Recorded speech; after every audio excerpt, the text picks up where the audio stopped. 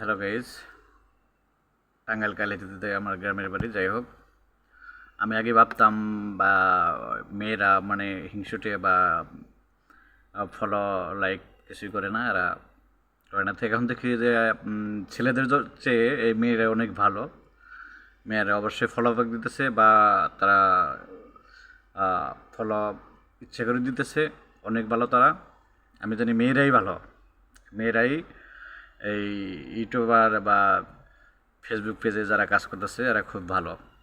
এরা comment like করে যায় বা ফলো দিয়ে যায়, রিপ্লাই দিয়ে যায়, এরা খুব ভালো। আর একটা ছেলেরে কমেন্ট করলে ও আর রিপ্লাই দিবে না, এই হচ্ছে পরিস্থিতি।